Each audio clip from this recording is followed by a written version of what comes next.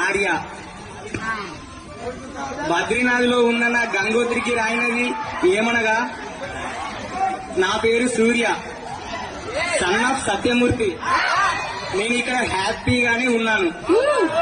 నేను ఒక విషయం చెప్పడానికి ఉత్తరం రాస్తున్నాను. 2 అమ్మాయిలతో అలా వైకుంఠపురంలో నన్ను వరుడిని చేశారు. నాకు అది నచ్చక రుద్రమాదేవి గారి రేసు గుర్రం పైన పరుగు తీశాను. ఎందుకంటే నేను నీకు మాత్రమే సరైనోడు. నేను అసలే దేశముదురిని. ఎవడు చెప్పినా నేను వినను. నేను ఏది చెప్పితే అదే వేదం.